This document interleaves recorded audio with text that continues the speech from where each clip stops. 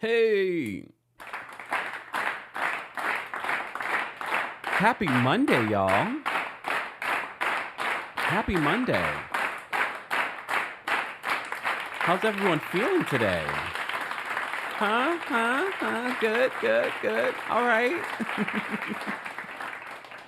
I hope you guys had a fabulous weekend. I hope you had a fabulous Easter. We're back with the mess. I literally watched this Real Housewives of Potomac reunion 3 times. Feel sorry for me. And I watched it 3 times because there were certain points I was just like, where are we going? What are you saying? I had a lot of back and forth. I'm not saying I watched it 3 times because it was good. I did watch the extended, uncensored version on Peacock. They're not paying me, but they should.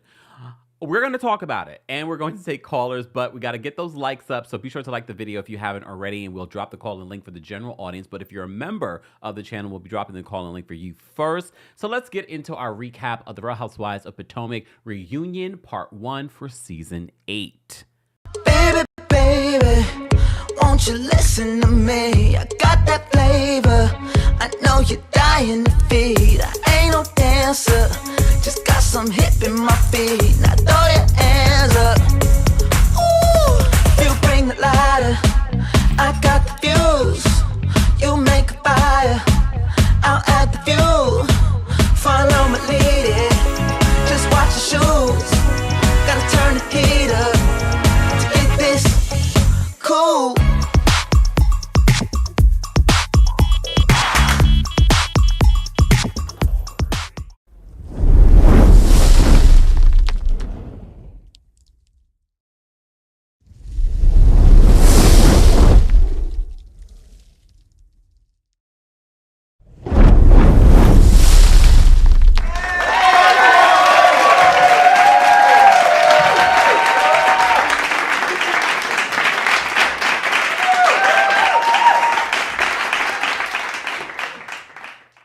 Welcome back to the Kempire channel, your #1 source for pop culture news and music, entertainment, reality TV, and so much more. As always, don't forget to like the video, don't forget to subscribe, don't forget to share the video, and don't forget you can take the audio version of this on the Kempire podcast, on Apple Podcasts, and on Spotify. While you're there, don't forget to give us a 5-star rating. 5-star rating. We appreciate all of you that have already rated us. I haven't checked lately to see if we've reached our 500 goal. But if we haven't, and you haven't done it yet, head on over to there and give us a 5-star rating on the podcast. All right. We had a very busy weekend. We had a lot of conversation about this Diddy situation. I mean, it was a busy week in general, but more played out over the weekend in regards to Diddy, I'll Be Sure, Quincy. If you missed any of that, be sure to check out that video. If you're watching on YouTube, we pinned the last video that we did on this Diddy situation. This Diddy situation is far from over. We will talk more about this during our Tuesday takeover. However, Tuesday takeover will not be happening tomorrow as scheduled. We'll be moving it to Wednesday. We'll be doing it on Wednesday instead, so stay tuned for that. If you enjoy a mix of reality TV, pop culture, and more, that's what we will be doing on Wednesday. So stay tuned for that. The links will be available for that. Shout out to everyone in the live chat. Be sure to let us know where you are watching from around the country or around the world. We'd love to see where you guys are watching from. And also let us know your rating for the part 1 of this reunion and also the weather of where you're watching from. It's going to be a rainy week here in New York City, which is fine. You know what they say, April showers brings May flowers. This will be our last live recap of Real Housewives of Potomac because after this episode, I am through. I am through. After today, we will not be recapping Real Housewives of Potomac anymore. Lies! The lie! April Fools! That was almost believable, though.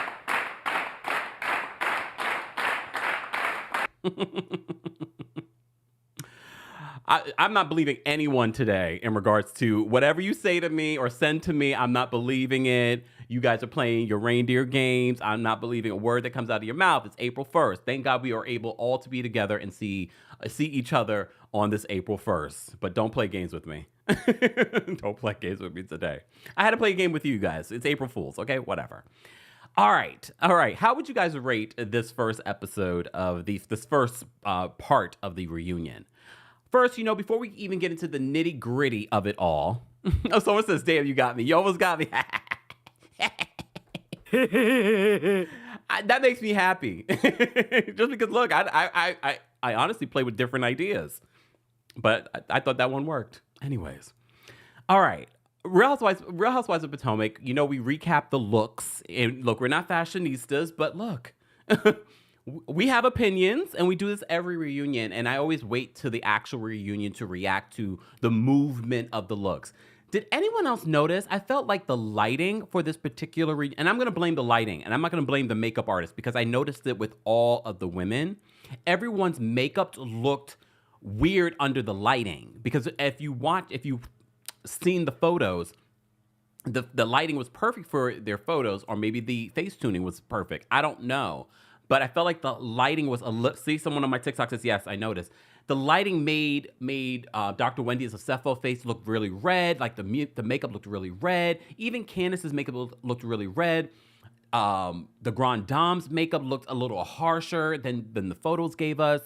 So I don't know if it was the lighting or the makeup artist, but it can't be all of the makeup artists. It can't be all of the makeup artists.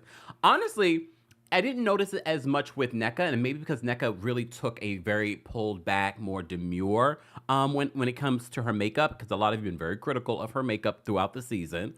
But it was less harsh. Yes, some of you saying that the makeup looked orange, a little too red. I'm gonna blame the lighting. I'm gonna blame the lighting, because, like I said, it wasn't just one person; it was a bunch of them. All right. So who knows? So the outfits, Mia, I loved your outfit. However, seeing it in real life, do I have the picture? Yes. Don't I have the reunion picture? I know I have this reunion photo somewhere. I guess I don't have it here, which is annoying to me, because I thought I had it. But I don't have it here. Darn it. It's okay. I can. You know what? Let me pull it up, because it's a live show. But I want us to look at the looks again a little bit, because it's important for me. Just so you guys can see what I'm talking about. Mia's look originally, for me, I liked it. I said it was like art. But when you see it in person, you see her moving, you could see sort of like the body mesh, or the clear mesh. It looks a little cheap. So I wasn't really feeling the in-person view. Okay, I wasn't really feeling the in-person view. All right, let me see if I can pull up some of these photos from the reunion. This is a live show, so bear with me, y'all. Bear with me. Yeah, during even some of these photos here, guys, you can't even see. It's the lighting from the episode that makes the makeup and everything look a little harsh. All right, where is the group photo? Oh, here's the group photo.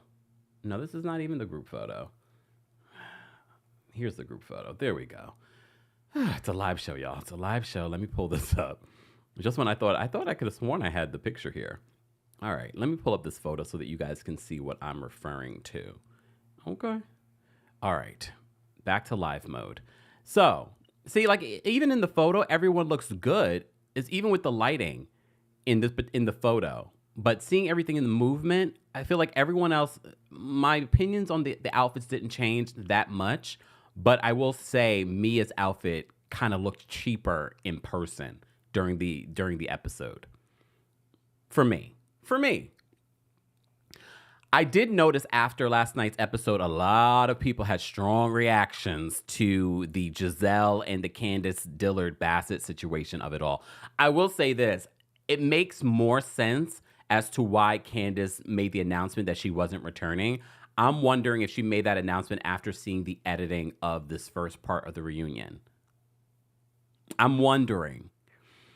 Because you also may recall Monique, during her last season, she was asked, because, a lot of people say that Monique wasn't asked back. No, she was definitely asked to come back. However, Monique, I vaguely remember her saying part of the reason she decided not to return was seeing how they cut and edited the first part of the reunion. So I'm wondering if that is what made Candiace decide, basically seeing Gizelle not show any accountability, but some will say neither did Candiace. Eventually we get there, but this interaction between Candace and Gizelle, definitely, there really wasn't any progress. I know they eventually made their apologies, and it didn't feel like they really came to a better place. But we will get to that. We will get to that. I wanted just to talk a little bit about the reunion looks, but I also want to talk about the reunion set. The reunion set was interesting. It was different because, you know, the whole idea in their looks was supposed to be art gala. And you remember we talked about the reunion looks. I said some of the outfits were giving very like artsy, and it looked like a work of art.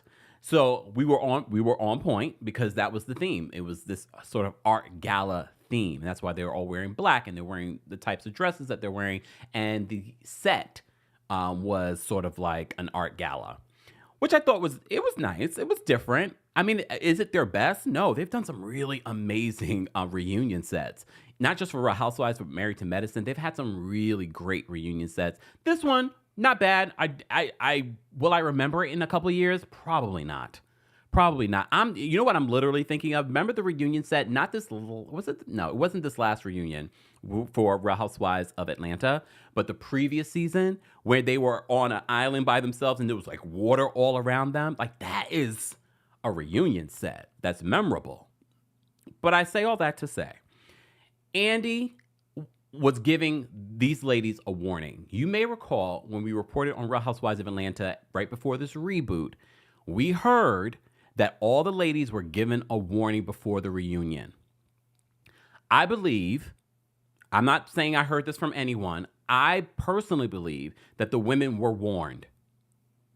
Before this reunion, we've got to find a place of understanding so that we're able to move forward for next season if you want to return next season. He literally says it, though, during the actual episodes.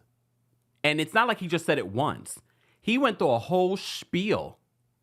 At one point, Andy says he wants to set the intention. He says, as a group, each of you, he wants to see it as a group that each of you can find a path towards forgiveness and moving forward. He also reiterates what you guys have been saying on social media this entire season. He says, as a fan of the show, this season was hard to watch. We've never seen Andy Cohen say that before a reunion. That is not a good look. And I've been speculating. I'm not saying that I've heard for sure that there is a reboot happening over at RHOP. However, I wouldn't be shocked with the trend of everything in the way things are going. There's a reboot happening over in Atlanta. There's a reboot happening. It already happened in New York. I wouldn't be shocked if we see some sort of reboot. And when I say reboot, it doesn't mean that they're getting rid of the entire cast. I can definitely see a few more people. Candace has already confirmed. Word on the street, according to the Jasmine brand, Regular Robyn, or as some of you last night on TikTok were calling her, Raggedy Robyn, will not be returning next season. And if she does return, it will be sort of like in a friend or guest capacity. I definitely think she'll make an appearance next season because she needs that check. She does. Glow 30 is not even open. It's not even open. So she needs that check. Juan is volunteering at the high school basketball team. In the extended version, they talk a little bit more about just little things. You're not missing that much unless you want to hear the curse words and stuff. They're little things that they extend on. It's nothing dramatic that you're like, oh my God, I missed out on that. Because she talks about Juan in the extended version and how he's coaching one of their sons, the oldest son's basketball team, and brought them to the championships. Sidebar, Raggedy Robyn. Robyn was just like, y'all should do like a 2-hour, y'all need like 2 hours to do a special on Juan Dixon and his life. He's a very interesting person. Was regular Robyn trying to gun for a spinoff for Juan? Girl, was she really trying to get a spinoff or a special? Girl, you barely wanted to give us anything on the show that you already have a contract with. You think they're going to give Raggedy Robyn and Juan, can't remember how many people he slept with in the last 5 years, Dixon? Oh, damn. Sorry. Look. Karen said that. You think they're going to give him a spinoff? No. No. No. She's like, he is a very interesting person. We know. The streets of Georgetown are talking. Honestly, the streets of the DMV are talking. All right? This other girl cooks. She says, yep, Kempire, she tried it. Sidebar, can we play a game today? Because we played this game on TikTok last night. Come up with every R word that could behave. Come up with every R word that we can add to regular Robyn, raggedy Robyn, recycled Robyn. What were the other ones we thought about TikTok? Robyn, girl. I literally thought that. I was like, is she trying to get Juan a spin-off? We don't care. He can't even show up. Damn, I'm jumping all over the place. He can't even show up for the reunion. Andy was like, he doesn't have a basketball game because he's well, Andy didn't say this. I'm going to add it. Because he's unemployed. Okay, so why didn't he show up? And Robyn's like, well, he declined to come. And I love what Dr. Wendy says. She's like, you're going through the fire. You have a lot happening for you this season. Your husband should be behind you. Redundant Robyn, repetitive Robyn. I'm seeing all the names, y'all. He should be behind you, supporting you. Even Ashley was like, well, yeah, there were times where Michael did not show up, but when he was under fire for cheating, he was caught cheating, he did show up. Of all the season, and I think, here's the thing. Can we all agree that if Juan has shown up for this reunion, maybe that could have saved her job and his livelihood? Because who's going to pay the other half of this rent? Who's going to pay the other half of this rent if she's unemployed? Just saying. Oh, y'all coming up with some really good names in the chat. Recycled Robyn, remedial Robyn, rough Robyn, replaceable Robyn, not repulsive Robyn. Come on. Pamela says that we don't care about her. You know we don't care about Juan. Well, that part. Let me say thank you. Aaron, thank you so much for the super chat. Aaron says, Juan's new name is Gone Juan because he's never around, and for season 9, Robyn needs to be as gone as he is. No friend of, no guest, not even a +1. Don't even try it, Charisse. 1,000% gone. Oh, damn. Aaron was not hearing for it today. Data, thank you so much for the super chat. Data says, it was such a throwaway theme. Maybe they should have aired Karen's B-Day party, then maybe the reunion theme would have been Karen's B-Day.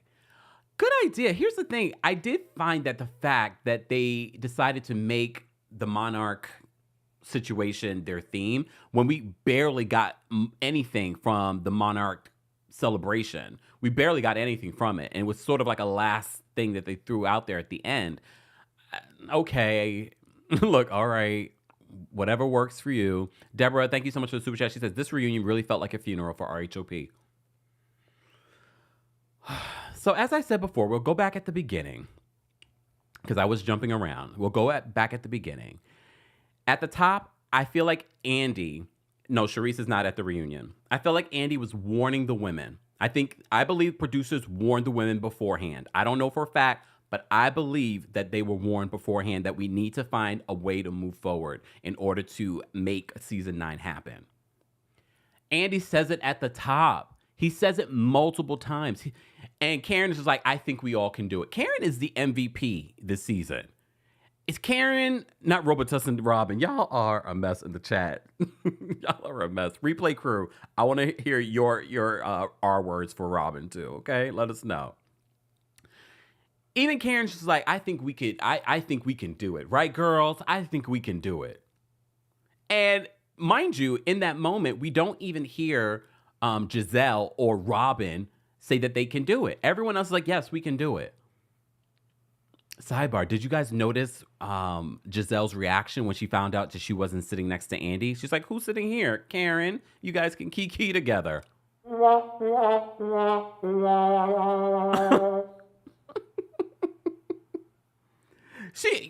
the thing about a Virgo. They're good with sort of like, like that. When they're thrown off a little bit, they're good about that, but they can't really hide their real feelings. Damn.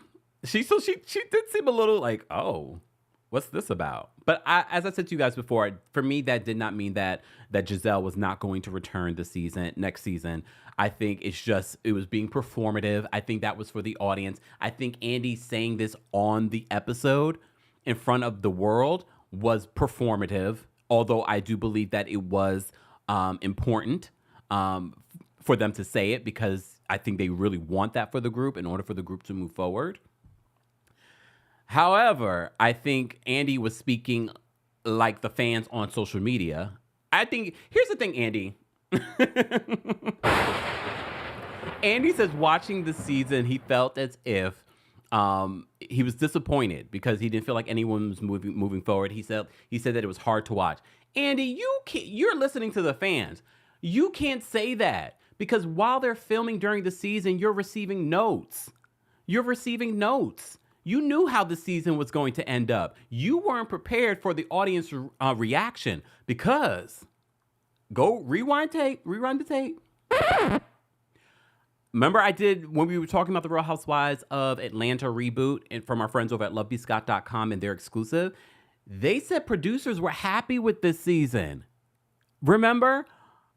They said that they were happy with the season. They said Eric Fuller secured another job. Hey, Eric. They were happy with the season, allegedly, until they saw your reaction, and they were like, y'all were happy with this? Andy, save me on it was hard to watch this season. Sir, you knew before we did. You could have changed this before it played out. You could have came and stepped in. You could have made phone calls during the season and said, y'all need to get it together. This is not fun. Anyways, someone says, I don't think Andy cares. Well, at the end of the day, he doesn't, because they're not going to cancel the show. I know a lot of you think that they're going to cancel any of these cities. They're not going to cancel these cities. Unless it's like Dallas. Sorry. They're not going to cancel the show. Potomac still brings in decent numbers. They're just going to get someone else that they can pay cheaper. And he doesn't care, because he's still going to get his check. Anyways. All right. So Andy gives them that warning at the top of the reunion. Hopefully he sets the intention. Hopefully we can move forward. Okay. So he says that the women connected on, talking about sex. That's the one thing that they could connect on. Psychology majors, therapists. What is that about? There's a deeper reason why the women could only really connect on that particular thing. And I'm thinking maybe because it's not that deep. not that deep. But you know what I mean? I don't know. Like, why is that the one thing that this particular group of women can connect on, but everything else they can't? Okay. So they talk about that. Then of course they rehash what's been going on. The thing that Robyn said, the swallowing of it all. And Andy asked, have you guys tried Robyn's technique? Ashley says no. Of course, fans had questions about Ashley holding it in her mouth until he falls asleep. And she says, if you lay it down right, he falls asleep in a minute. Look, I don't know about y'all. Well, again, some of us are not dating someone that, how old is Michael Darby? So maybe that's why he falls asleep right after. I don't believe Ashley. I don't know why she doesn't admit she swallows. You admit that you massaging this man's crusty feet. You can admit that you swallowed that, but you might as well. You holding it in your mouth? Girl. See, I wish this was Kempire After Dark Boston. See you May 30th.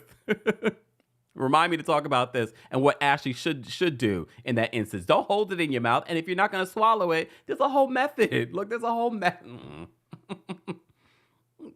Anyways, we're going to move on because I can't go there with you guys. This is why Kempire After Dark is the best. All right. Don't forget, guys, we will be in Boston on May 30th. We're coming to Nashville on July 11th. We're coming to Atlanta on July 12th. Seattle and surrounding areas. If you're in Portland, if you're in Vancouver, if you're nearby, come to our Seattle show on August 30th. All that information is available in the description. Go get your tickets today if you haven't already. Exactly. That's Scar says, seat to children. There are methods, okay? If you don't want to All right, can y'all focus? Get. It is Easter Monday. All right, behave yourselves. The Lord has risen. I just thought something dirty to say, and I'm not gonna say it. All right. Nicole, thank you so much for the super chat. Nicole says, "Ridiculous Robyn, remix Robyn, I can't even do this. Runaway Robyn, Rough Rider Robyn, Roughneck Robyn, Raisin Robyn, Reboot Robyn." Oh damn, that's a lot of good ones. Thank you for that. I can't even do it the way I want to do it. Too adorable. Thank you so much for the super chat. Roadkill Robyn. Gizelle is about to run her over. Oh Lord, not Roadkill Robyn. Oh. Hayat, thank you so much for the super chat. Hayat says, usually they make the theme around their big cash trip. I thought the same thing, but I promise ain't nobody remember any details of their cash trip. Run of the mill, Robyn. Thank you, Hayat. Too adorable. Thank you so much for the super chat. Can you explain how Eric Fuller kept his job? No. I can't remember. Eric says he's not in charge of editing. He's not in charge of this or that. Honestly, we've said this before, guys. At the end of the day, production really is just there to help move the story along, to bring the stories together. It really falls on the executives that don't look like us. They decide who no, we're going to bring that person back. Just saying. All right. Thank you so much for the super chat. Mama Ali, thank you so much for the super chat. Almost 3,000 watching and not even 600 likes. Like it, y'all. Thank you, Mama Ali. I didn't even realize almost 3,000 people were watching. Hi. Hi, y'all.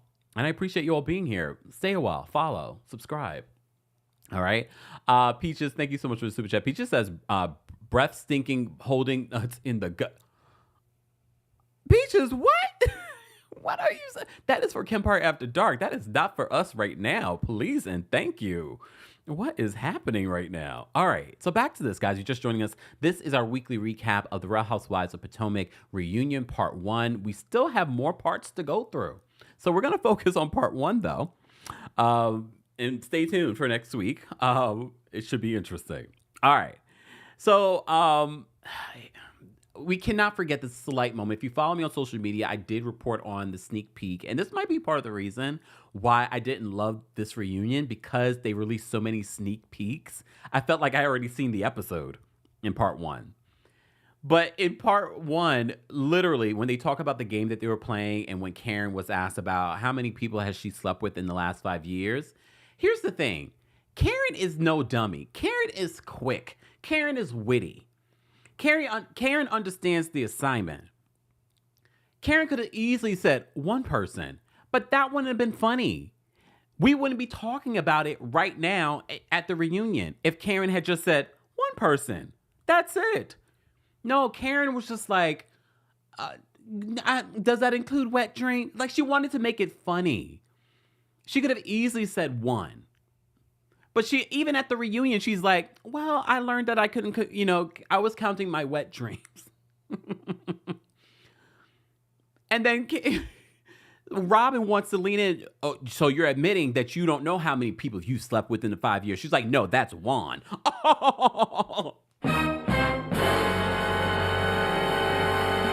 I hope to be 60 and that quick. That was quick. That was in 0.2 seconds. Like, I don't know if I could even be that quick with the shade. This is what makes Karen a great housewife. Homegirl was like, she's like, no, that's Juan. I mean, no lies were told. No lies were told.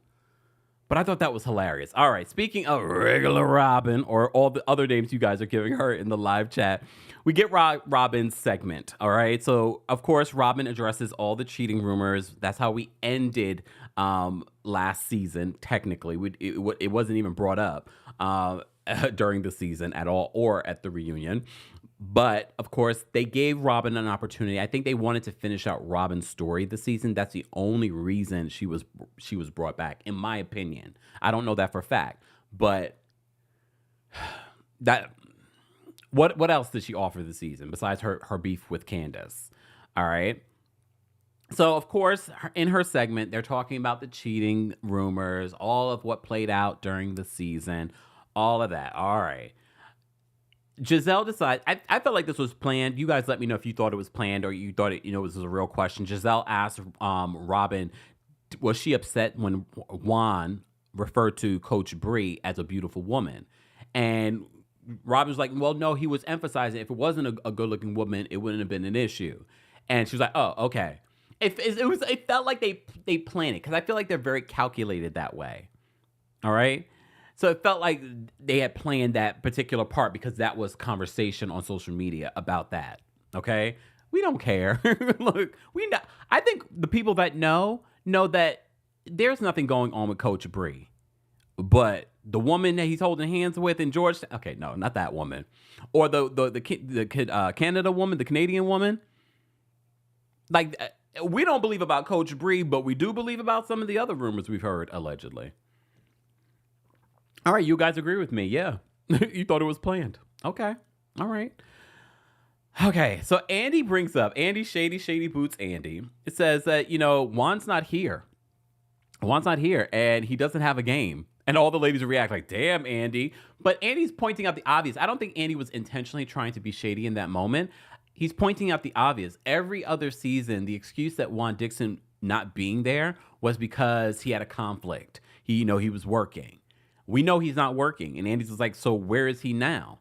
And Robyn confirms that he declined being there. While all the other husbands are going to be there. Even an estranged Gordon showed up. Gordon's backstage saying, hey, to the other man that took his wife. So if Gordon can show up and be a G, literally, Juan can show up and have your back. And here's the thing. I don't believe Robyn and Juan's relationship in regards to it being sexual or romantic. But I do believe that they ride for each other. I do believe that they support each other. I do believe that they're friends. And he can't even show up for you even as a friend or the mother of his children that has been facing all kinds of backlash. He couldn't. But maybe she didn't want him to show up because he would throw her under a bus like he did throughout the season. Cussing her out on FaceTime, not turning on the FaceTime. I don't think Juan even cares about answering the questions about the cheating. Even though I think that plays a part.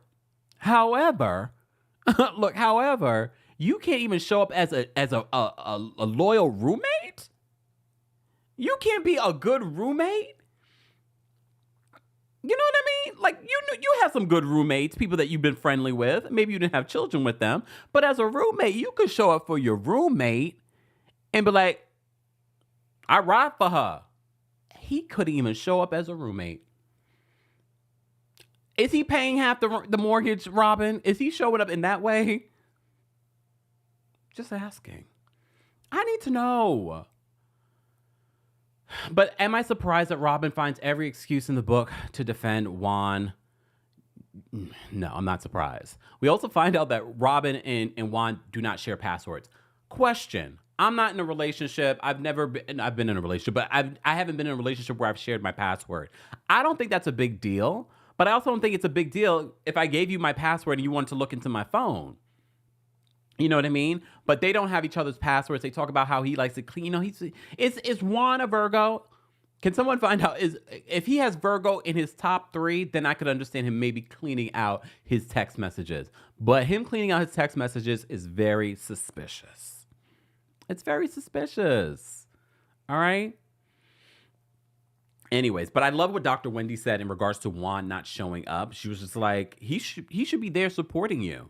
Like, this has been a tough year for you in all these rumors because of him. Why didn't he show up for you? And Ashley points out how Michael showed up the year that he was caught cheating. All right. And then Candace, of course, this leads to Candace and Robyn getting into it. And Candace brings up the fact that Robyn, what Robyn did to Karen in Mexico. And she says that you expect people to share when you're not sharing. Here's the thing. I don't expect these housewives to share every inkling of their lives. I don't. I really don't. It's just interesting that Robyn decided to withhold this information, and she says that she didn't do it intentionally. I find it interesting that she decided to withhold this information in the middle of a season where other people's relationships are being attacked. And I think part of the reason why she withheld this information is because this information really, first of all, it would hurt her storyline, but also it doesn't bother her. And I know a lot of people are upset that Robyn doesn't show more emotion about this man cheating on her countless times. However, you keep forgetting the most important detail about this relationship. It's a business one.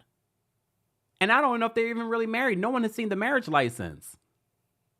No one has seen the marriage license. So I don't even know if this relationship is even real. Just saying. So Candace and here's the thing. Candace and Robyn and their issues, we've said this before, and I feel like the reunion, we're just saying the same thing over and over again. I could understand where Robyn might feel upset with some of the things that Candace has said on social media. I can understand where Robyn might be hurt that someone that she considered a friend wouldn't have her back more. I can also understand where Candace might believe, did you withhold this information because you wanted more light on my situation because it would take a light from your situation? Would I believe it 100%? No, but part of me be like, well, your friend might. Your friend might have told you, yeah, don't bring this up. Don't bring this up. It also wouldn't shock me if Gizelle had that as her plan to keep the information off of the heat off of Robyn. So that wouldn't shock me either. But do I think that Robyn intentionally did it to kind of keep the heat off of her? I don't know. I think Robyn, and you see it in this reunion, is a lot more calculated than people give her credit. She's a lot more calculated than people give her credit. So I don't think Robyn is completely innocent. And I understand where Robyn's like, I'm hurt that you would think that I would even do something like that. But if you're withholding this type of information, Robyn, even if you were my friend, I'd probably like, did you? Did you? Especially because of how quickly you've turned on someone you considered a friend. And some people might say, well, no. Here I go twerking on the fence. But y'all know me already. I twerk on the fence. Me and Karen, we twerk. She's the fence. I'm twerking on her fence. Okay? Just saying. Teresa said, not regular Robyn lying. Look, do we think that Robyn is a liar? Do you believe that Robyn intentionally withheld this information so that to keep light and kept the situation on Candace intentionally? I don't know. Like, part of me sort of like, I can see it, but I can also see where Robyn might be hurt. Like, you would think that I would even do something like that. But I can also understand where Candace is coming from. And it's like, why wouldn't I think that? Especially when you're friends with Gizelle. You know what my mother always used to say? You are the company that you keep. And the fact that Robyn calls Gizelle her best friend is interesting. Even if you are a fan of Gizelle, she's had some questionable behavior in the last few seasons. All right? Regina, thank you so much for the super chat. Regina says Ashley's going to mess around and get gingivitis. Can you get gingivitis from that? Look. Look, where are they? Someone called Dr. Alicia on Married to Medicine. She said that's part of the reason why she doesn't do it. That's why, because they're oral surgeons. We know that was a lie. Lies! The lie! Because she told that man you could do it a little bit more. She's like, the trauma that can happen to the mouth when you do those things. Not the trauma to the mouth. Tina, thank you so much for the super chat. Tina says, Mia's backstage phone conversation was cringe. It was. And I need to know what juju Mia has on Gordon, because the way that she was able to navigate that she's flirting with him and showing him that on the FaceTime, and Gordon's back there like the, hey, like, what did she do to him? Paris, thank you so much for the super chat. Paris says Robyn is projecting onto Candiace because of Juan. I could see that. Mama Ali, thank you so much for the super chat. Shout out to our King's Guards, guys. Don't forget to say hello to our King's Guards in the live chat. We are recapping the Real Housewives of Potomac reunion for season 8, part 1. Mama Ali says, congratulations, Kempire, on hitting 370,000 subscribers. We are so proud of you. Happy April. Thank you so much, Mama Ali. We appreciate you, and we appreciate all of our King's Guards. Thank you. We appreciate. Yeah, we hit 370,000 subscribers, y'all. Thank you. And shout out to those of you that watch in the bushes and still haven't subscribed. You're missing out on a lot. Just saying. Bianca, thank you so much for the super chat. Bianca says, heard a silent gotcha bit when Karen snapped. And the thing is, when Karen got Robyn together, Robyn's only come back. She's like, okay. Oh, Robyn. Whoa, Robyn. Whoa. Kelly, thank you so much for the super chat. Kelly says Robyn and Juan are like Scrappy and Erica Dixon on Love and Hip Hop. She big the bag for the kids. She's securing the bag for the kids. I don't understand that Erica and Scrappy situation. The minute that she was on this season of Love and Hip Hop, I was like, oh, this is why she's back with him, to be back on Love and Hip Hop. Anyways, we don't talk about Love and Hip Hop here. Shan, thank you so much for the super chat. Shan says, I'm not sharing my password with my husband, child. All the mess we talk about in my girl group chats. See, look, I want to hear from you guys. Replay crew, be sure to let me know. Do you share your passwords with your husband? And the reason why you don't. I promise I won't tell him. Lies! The lie! Zoe, thank you so much for the super chat. Zoe says the second Roberto sided with Chris and Candiace was the red flag. It was all pretenses. So I believe Candiace. It's so convenient to keep face.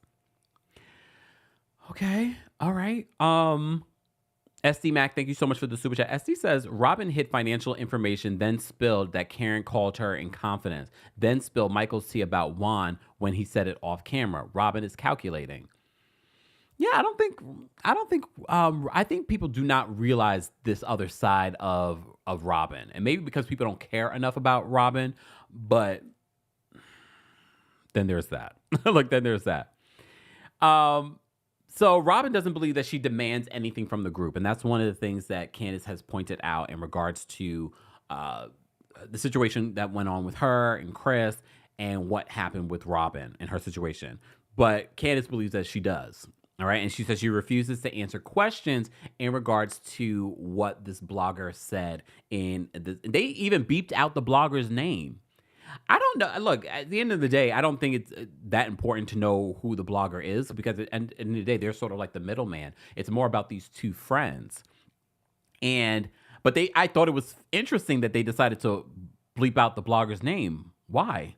Look, why? I didn't get that. They feature bloggers all the time on their shows. So maybe they didn't sign off on it. Maybe that's what it is. Maybe the blogger did not sign off on it. But after you read the message, all people got to do is Google Schmoogle on Twitter and find out who said it. And I'm sure you guys have said it by now. But okay. But Candiace says that she's not going to respond to what Robyn was saying with this blogger. Here's the thing. Candiace, those poster boards did not land. Everybody's trying to have a binder moment. The poster boards didn't land. Here's why. Maybe she didn't realize that they were going to do this. The poster boards didn't land because we couldn't see them. And then you were trying to fiddle with them. It didn't land. And it could be editing too, but it didn't land for me, the poster boards. Just saying. But she points out in this conversation, this group chat conversation between Robyn and this blogger or group of bloggers, I'm not sure, that Robyn was saying some stuff about Gizelle. But Gizelle and Robyn are never going to turn on each other. I know people have waited for that season to happen where Robyn and Gizelle will turn on each other. Robyn's never going to turn on Gizelle. Robyn is so loyal to Gizelle because Giselle's part of the reason why she even got this job and why she stayed on this job for as long as she has. So she's not going to turn on Gizelle, even as she called Gizelle all kinds of B words and other things. She's not going to turn on Gizelle. All right. And Giselle's like, we talked about it. It's fine. Look, it's fine. So Candace pulls out her poster board.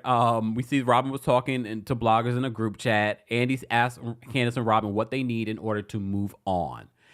This is where Mia is so interesting. It's almost like that Erica Jane that we got from last season where she starts talking about all this stuff, asking all these questions when they were in Barcelona. For Mia to kind of piece together what Candace needs from Robyn and what Robyn needs from Candace, I was like, oh, so you are more than just fill in the blank. Because she's so many things. She's so many things during this season. But I was utterly impressed by Mia in that moment because I was like, yeah, because these two can't articulate it. And I'm so glad that Mia stepped in and articulated what they both need. Candace needs, she said that Robyn needs more accountability and Candace needs something. I don't remember. Regardless, I don't think that this is going to be a friendship that's going to be salvaged. I think, especially now that Candace is not going to be on the show, I don't believe that this relationship between Candace and Robyn will ever be the same. You guys are coming with all the things, filling in the blanks. Yeah, I want to talk about her stripper inheritance, Mia's. Anyways. So a lot of people have been having a strong reaction to Gizelle because when Candace starts trying to open up about her relationship with Robyn, she gets emotional.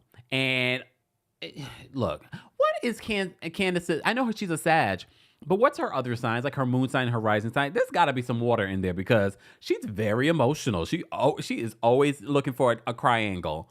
All right. So Andy gives her a tissue, and Gizelle chimes in, and she's like, "Not tears." Fuck your flowers. Oh no. So Gizelle, so it says not tears, and starts laughing. Even Andy Cohen in this moment is just like, come on, Gizelle, come on. That's not nice. That's kind of mean. These are his exact words. That's kind of mean. For Andy, who's producing this show, to say that's kind of mean says a lot. But some of you will say, well, Candace likes to dish it out but can't take it. Here's the difference. This particular moment had nothing to do with Gizelle. This particular moment has to do with Candace's relationship with Robyn. It has nothing to do with Gizelle and Gizelle mocking this situation. Gizelle does not want Candace and Robyn to rekindle their relationship.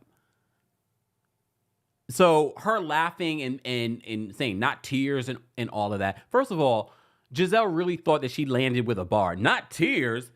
Gizelle, you've been on this show for too long. Even your good friend Kenya Moore says, girl, call me before you go to reunion so you can prepare. You don't bring anything when it comes to fun shade, wittiness. Like, you don't bring that. And that's unfortunate because you have the potential to be a great housewife, but you just don't. You don't bring that during the reunion. You're actually a bore. And I think she thought with saying, oh, not tears, was going to land. She thinks that people are going to repeat that like they repeat what Candace says about her, we're not going to repeat it. Just saying. It's not, no. But people had a visceral reaction to Gizelle laughing while Candace was crying. Did I think Candace needed to cry? Here's the thing, Candace. I wish you wouldn't cry in these moments and just really got your feelings out there in regards to what is the trigger for you in regards to what's going on with you and Robyn. And maybe it's hard for you to articulate those things. And that could be a whole assortment of reasons. That could be a whole assortment of reasons why she's not able to articulate without crying on how she's feeling about this Robyn situation. Again, I don't know why. I don't know the level of Candace's and Robyn's relationship. I don't think we even realized that they had such a close relationship until Robyn had that loss. And then we were like, oh, okay, they're closer than we thought because we didn't really see that during the season. Ms. Brooklyn says, why those fake tears? And I was with Gizelle on that one. Here's the thing.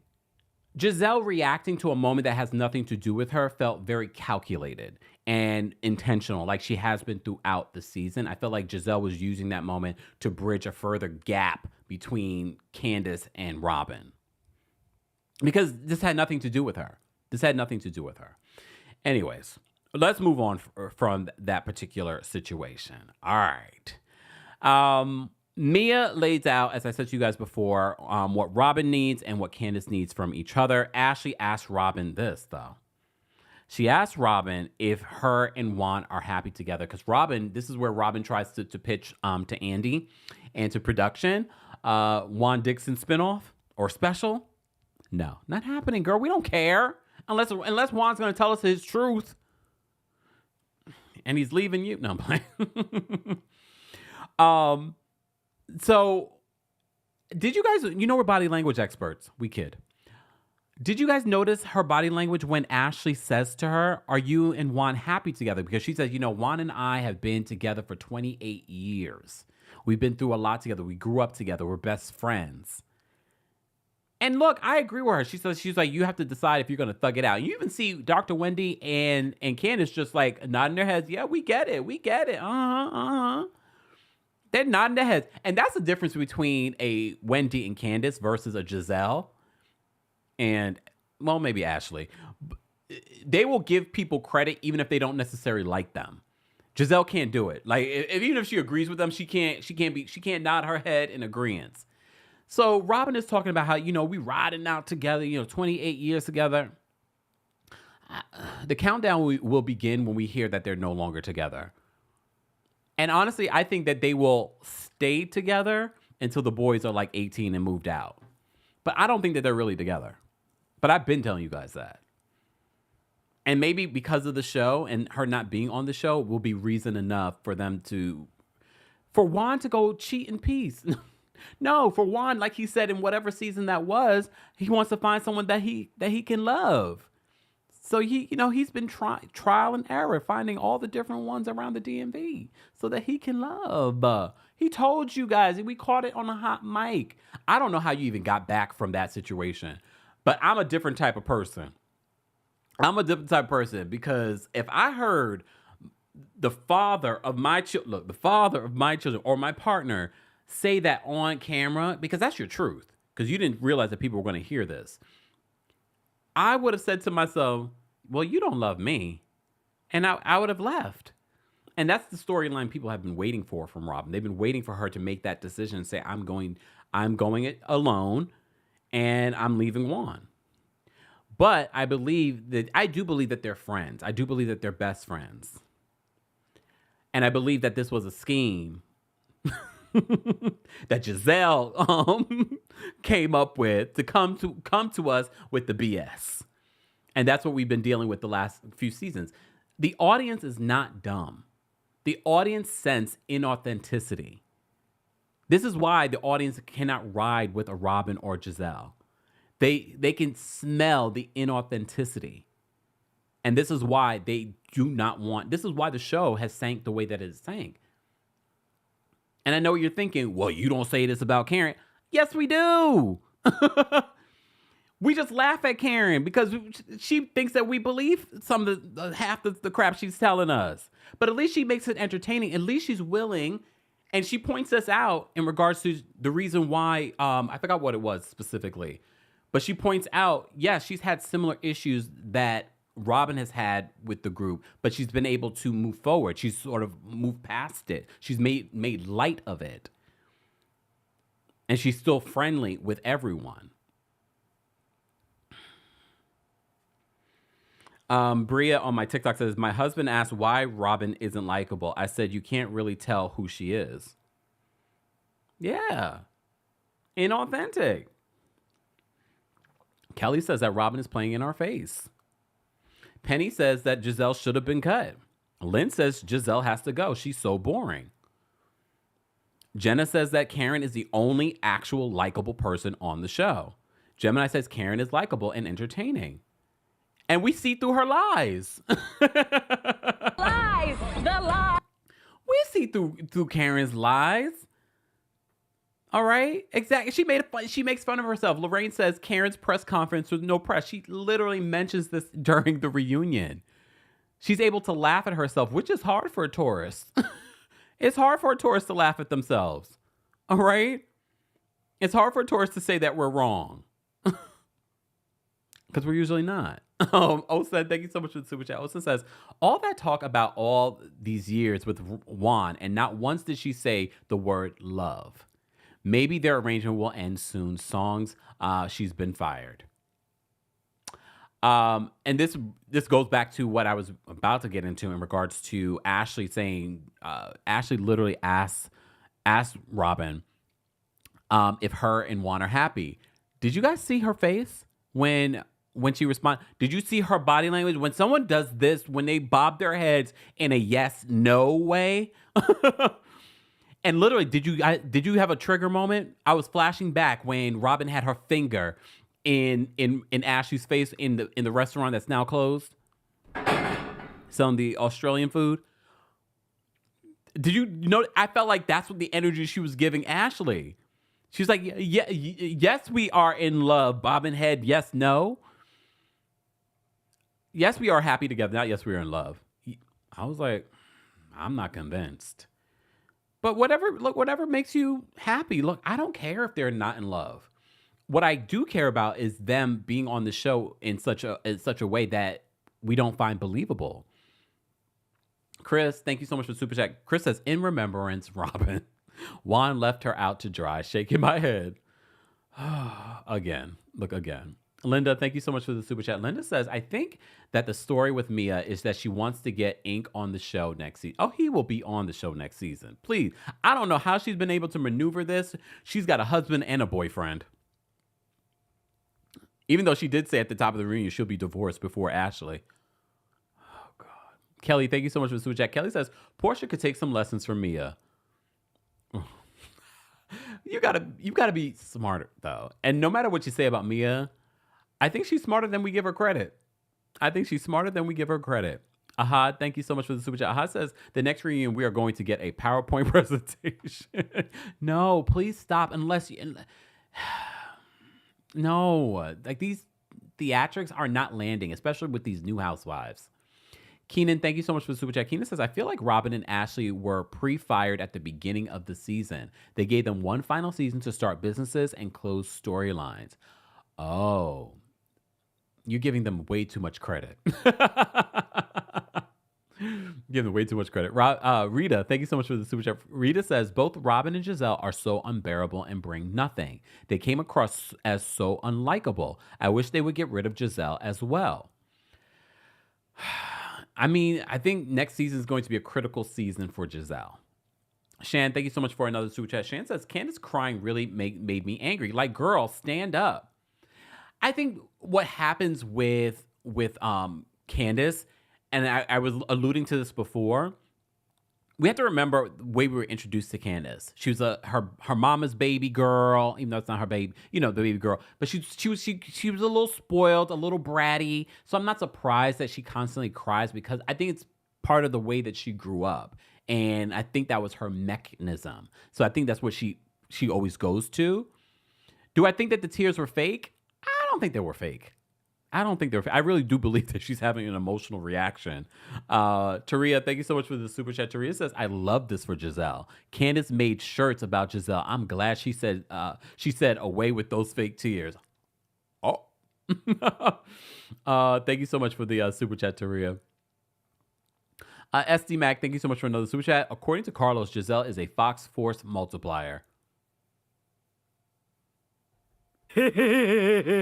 I don't believe that Giselle's a Fox Force multiplier. I don't think she's that at all. CE, thank you so much for the super chat. CE says, maybe Candace should laugh when Gizzard starts crying about his... Oh, well, no. CE, no. It's evil that the goalpost is always moving when it comes to Candace, and how they gaslit her about what they tried to do to her hubby. I agree. And Candace gets really frustrated, and this might be part of the reason why Candace decided to leave, was because she's like, why is it that people don't understand what Gizelle was doing was insinuating SA? I don't understand it either.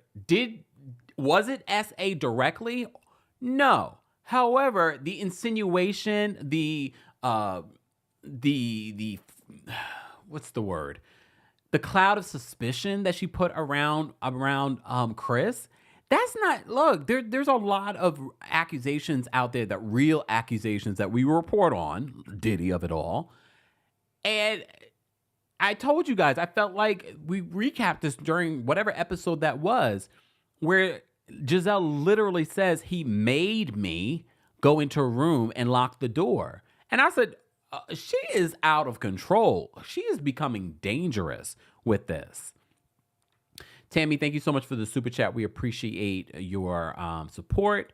Tammy sent another super chat. Tammy says, thank you so much, Tammy. Tammy says, maybe the reason Robyn doesn't get upset about all of the Juan's dirty deeds and his not coming to reunion is that they really aren't married. Tammy, did you just join us? No, I'm playing. I've been saying this. I think that's why she doesn't have the reaction that people normally would have when their man is caught out there cheating. Bianca, thank you so much for the super chat. Bianca says, Robyn intentionally held that info. This is why Mia said Kandi needs transparency from Robyn. She gleefully drops rumors about everyone's man but hers. I agree. And I think she's, okay, I'm going to say it. I think she's also scared of Juan. And that's part of the reason why she's not going to just bring it up.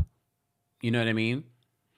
Since we're talking about relationships, guys, don't forget we are partnered with Rose Forever. The holiday season, the Mother's Day is right around the corner. You can order Rose Forever right now, and they will last and be beautiful and smell beautiful up at least a year. At least a year. Our friends over at Rose Forever are giving you a discount of Kempire 40 of $40 off of your order. And you can get free worldwide shipping with the discount code Kempire. More information on how you can get Rose Forever and all their beautiful arrangements, including hydrangeas now. They've got hydrangeas. You can see some beautiful Rose Forever behind me. I have so many damn Rose Forevers. I started giving them away. That's how much beautiful roses I've had. And they're still beautiful and gorgeous. These are some new ones, but you know, I still have those other ones that you've seen from Valentine's Day. More information on Rose Forever will be available in the description, along with our tour dates. We are going on tour, as you already know. We will be in Boston on May 30th. We'll be in Nashville July 11th, Atlanta July 12th. We'll be in Seattle on August 30th, and more dates are to follow, so stay tuned for all of that. Shout out to our friends over at Rose Forever for sponsoring today's live show as well. All right. Bianca says that Mia and Robyn will be divorced before Ashley.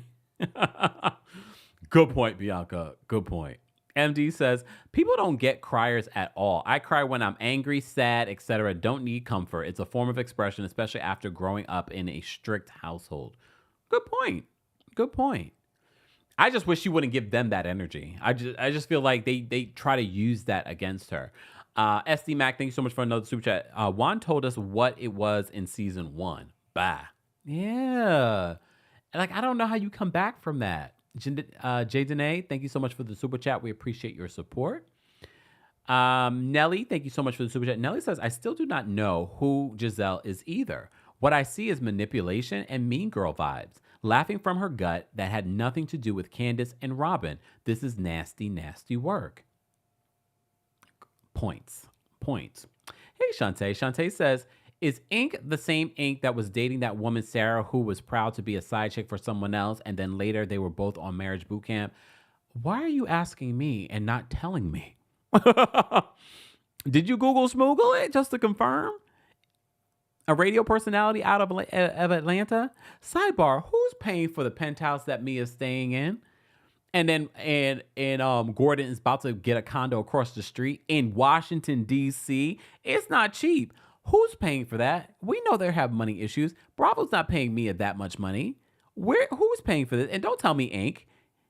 I know he is a radio personality, but they don't make that much. I'm just asking. I know you all thought it. Who's paying for that? All right, just asking. Dr. Sarah, thank you so much for the super chat. Dr. Sarah says, people express hurt and frustration in a number of ways. I'm a psychologist with the credentials to back it up. So what I like to hear. Cry is very typical when arguing with close with close others. Gizelle is just mean. Mocking someone else's process is bullying. Thank you, Dr. Sarah. We appreciate an actual doctor weighing in. Sharon, thank you so much for the super chat. Sharon says, with Candace gone, the group can come to. With Candace gone, the group can come together. You really think that Candace is the reason why the group isn't together? I'm not saying that she's not a part of the reason, but you think with Candace gone, I mean, you're entitled to think what you want to think, but I don't agree. Too adorable. Thank you so much for another super chat. Gizelle forgot if they fired Nene, they will fire her too. At least Nene could get the girls together. Right? So if they would fire Nene, just saying. Jadene, thank you so much for the super chat. Candace cries, in my opinion, when it comes to expressing herself is because of her mommy issues, aside from what Gizelle said about Chris. This is perfectly said, and this is what I was talking about before, about the way that she grew up. And I think that's part of the reason why she reacts the way that she does. Tatiana, thank you so much for the super chat. Tatiana says, but Jizzy said Chris grabbed a woman's butt. That's SA. Well, that part, we always forget about that particular part of the story, too. Remember when we were talking, was it the Deborah situation or something like that? Something with that at that party. So, and I get why Candace probably just got frustrated, just because in the moment you can't remember all these details. But we knew, even if you are a Gizelle fan, you knew what Gizelle was alluding to. All right, she said, "I felt uncomfortable," and she knows that by saying something like that. I just don't like the weaponizing of these situations, because there are people out here with real issues, real things that they've dealt with. L, thank you so much for the super chat. L says, a parent's passing causing tears and missing regular Robyn causing tears is a false equivalency. Yes. I don't want to see that. Look, I don't want to see that. Rahina, thank you so much for the super chat. Rahina says, Gizelle laughing was mean-spirited. Just didn't say SA, but I feel like her tone was implying SA. Yeah. Look, yeah. Ash, thank you so much for the super chat. Ash says, hey, Kempire, I love your channel. I absolutely agree with you. Gizelle is definitely not a Fox Sports multiplier. Thank you so much, Ash. No, I definitely don't think that she is. Like, I could see that with a, what's her name? Kyle Richards, but definitely not Gizelle. Not Gizelle. SD Max says, Gizelle knew what she was doing and was intentionally creating a narrative that Chris was a predator. She did that in retaliation to Candace's verbal thrashing and Chris's anger last reunion. Mean. Perfectly said. Perfectly said. La Heathers, thank you so much for the super chat. We're going to get back to the super chats in just a second after this one. La Heather says, Jizzy broke this group a long time ago. She can go. Yeah. All right. Guys, if you're just joining us, this is our weekly recap of the Real Housewives of Potomac. Thank you guys so much for all the super chats. We do appreciate it as content creators. Sometimes, look, we rely on advertising ads, and sometimes, depending on the things that we say, when we talk about certain things, they like to limit our views and things like that. So we appreciate the support, but you can also support just by liking the video, engaging with the video, sharing the video, and telling a friend to tell a friend about what we're doing here on this channel, but also on Facebook, TheKempire and Kempire Daily on Facebook. We're live on Twitch, Twitter, and behind the scenes here on TikTok. Hey, TikTok, thank you guys so much for being here. Keep tapping your screens, TikTok. Let's get to 25,000 likes. We're talking about the Real Housewives of Potomac. And look, we didn't even get to callers yet. We didn't even get to call. So I'm going to drop the call-in link for our members first, and then I'm going to continue to talk about some of what else played out during this reunion. So let me just, hold on, y'all. Let me just drop this over here first. All right. And for those that are listening to the podcast version of this, we will not be including the callers. So if you want to hear the callers, be sure to head on over to our YouTube channel and you'll be able to hear the callers there. All right. Members of the channel, we dropped the call-in link for you guys already. Shout out to everyone watching on Twitch and Twitter. We appreciate you guys being there, watching there as well. All right. So Karen admits to getting a facelift, but she says she's done with doing her body. She said her body is banging. It is. Look, it is. They also revisit, speaking of the SA, they revisit Karen's, special PAVE event. And, Karen says she did know about some of the women that have been through SA. For those that are calling in, please please make sure you abbreviate your words. Again, speaking of the limiting ads and things like that, please be mindful of the words that you use when calling in as well.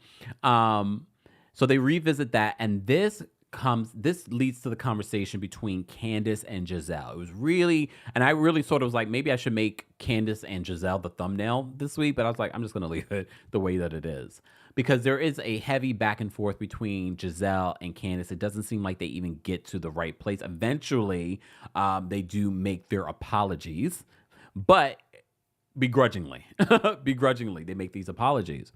But Gizelle brings up the death threats that she has received, and she blames Candace for it. We've talked about this before, and I'm going to say this again. I think, and I like the way that Candace addresses. She says that she feels like it's I forgot her exact words. But here's the thing. I'm not going to blame these housewives for what people on the internet have decided to do. I think it's dangerous. I agree with Candace. I think it's dangerous to blame her. And sidebar, not Gizelle saying, I was told that she was going to be talked to. You little Karen. You little Karen. I was told that she was going to be talked to. Because Andy was like, did you reach out to her when you were getting these death threats? And blah, blah, blah, blah, blah, blah, blah, blah, blah. And she said, I was told that she was going to be talked to. Gizelle. Here's the thing. There's a difference. Because remember when we were talking about Vanderpump Rules and the scandal of it all? And Andy Cohen asked some of the other Vanderpump Rules cast their thoughts on the mob mentality that was happening on social media, and they didn't denounce it. I don't feel as if that is what Candace has been doing. Because even the tweets that she's been liking, none of those tweets had anything to do with death threats. These death threats are all done probably through DMs, unless you're on Twitter. Because on Twitter, it's like it's the Wild Wild West on Twitter. So I wouldn't be surprised if people on Twitter were tweeting her those things. All right? But I just feel as if Gizelle refused to let go of that Candace had something to do with these death threats. Candace can't control, if Beyonce can't control the Beehive, what makes you think that Candace can control what people are going to say to you? Let's hold the people saying these things more accountable. Well, Gizelle says because everything that they were saying, they were like, oh, you're a colorist and you should blah, blah, blah, blah, blah, blah, blah. People were calling you a colorist way before Candace was. This is why a lot of people say Candace, only reason why Candace even says it now and talks about it now is because of the people that have been saying it for multiple seasons. So they were calling you this before Candace called you one. But I'm not going to blame Candace for the idiocy of the internet. And I don't think you should either. And I also don't think that she was inciting it either. You know, there's some people, like I said before, with the Vanderpump Rules, I'm not saying that they were inciting it, but they also weren't denouncing it. Candace says that we all have gotten threats like this. And that to me is the most disturbing thing. And I'm surprised in this moment, Andy, you're giving us a disclaimer at the top about moving forward. Why not redirect this conversation and say, well, no one on the internet should be saying anything like this. And Gizelle, this is not about Candace. This is about the internet, and this is about the fandom. I think that is the most disturbing part. Like, we talk about all this other stuff. We want to give disclaimers. A lot of what this is, and honestly, they should be blaming Bravo. I'm not going to even say production, because at the end of the day, production answers to Bravo. I'm going to blame Bravo and NBC Universal, because these death threats, these conversations about colorism, they have not been resolved. And here we are again, a year later, and we have never had a real, proper, moderated conversation on the colorism that people feel that they're experiencing while watching your show. And that's why now we've leaned into xenophobia with Dr. Wendy Asefo and Nneka. It's just going to pile up. You can't put a Band-Aid on an open wound. So I blame Bravo and I blame NBC Universal. They are the ones responsible. They are the employers here. They are the ones that need to have this conversation with their employees and have the proper moderation of that conversation. So I think that's part of the reason why we're having what we're having. All right. So Gizelle is dead set during this reunion about Candace being the one that incited these threats on her life. But Candace does later apologize for that, if that's what's happening in regards to her children and what she said about Gizelle's skin color during the last read. She apologizes for that, but she refuses to take responsibility for what fans are saying to her on social media. I agree with that. All right. This leads into a bigger conversation about the essay tweet that Candace posted. And Candace literally is just saying, well, what she was insinuating and then what she said this season alone, we have Gizelle adding more sauce on this story by using the words, he made me go into a room and close the door. Eventually, we get there during the reunion where Gizelle's like, okay, I never said forced. I never said this. And then the producers have to tell Andy in his ear, well, Gizelle did say he made her this season and during her confessional. And only reason why that was even corrected was because Karen pointed out, is this something that is this the thing that you said in your confessional about making him, making you go into the room? And honestly, production, NBC, y'all should have put a disclaimer on that episode. Like, that should have been corrected a long time ago. Honestly, it shouldn't have even been included. But then some people might debate, no, it should be included because we need to see Gizelle for who she really is. But that should have been corrected because that is defaming. All right. I want to talk more and more about this, but I see we have such a long line of members behind the scenes that want to call in. I cannot promise that we're going to get to everyone because I literally have another recap at 5:30. However, replay crew, feel free to share your thoughts on the Real Housewives of Potomac Season 8 reunion in the comments section. All right, moving on, and we'll get to some callers in just a second. So that we do have this moment. We do have this moment where Andy asks Robyn and Karen if they could say 3 nice things about each other. Robyn seems to be able to find some nice things. She says, you look great for your age. You're witty, blah, blah, blah. Karen says, Robyn's intelligent. She's interestingly strategic. She's a good friend to Gizelle. And she's like, see, she can't say nothing nice about me. I mean, are you guys sick and tired of the Robyn and Karen beef? And where do you think that stems from? I mean, they've had their issues, but I wonder sometimes if Karen just leans into it because a lot of you like it when she leans into it. Because I don't really feel like whatever they have is that serious. Thankfully, because they wouldn't be able to film together. But I kind of want to see them get along and see what that would look like. But, Robyn's not going to be there, allegedly. So who cares? Who cares? So we get that scene with Mia backstage with Gordon, and she FaceTimes Ink, and Gordon is behind her like, hello. It's so weird. I don't understand it. I don't get it. I don't know how we got to this place because the last episode, the season finale, Gordon was just like, you want fair? Go to a carnival. That is a bar. That is a housewife bar, okay?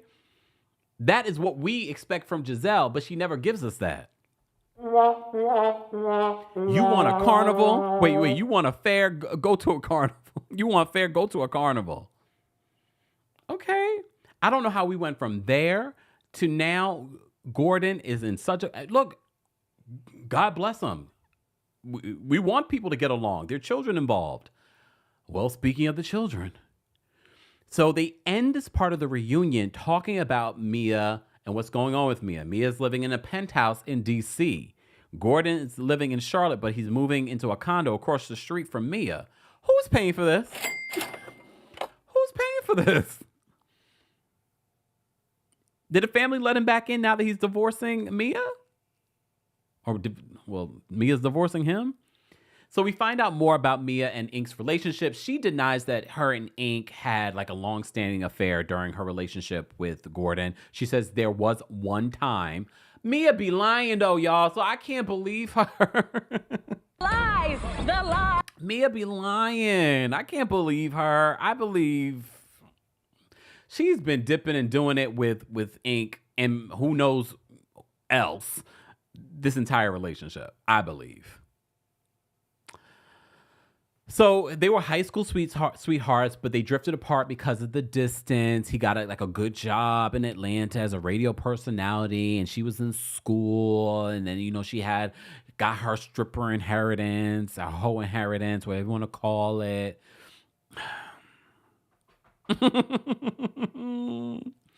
All right. Shout out to Dr. Wendy Acefo. Dr. Wendy Acefo says, you know what? I'm going to secure my spot for next season because she's been dropping tea. She drops tea because Mia talks about how she rekindled her relationship with Ink only like once during her relationship with G.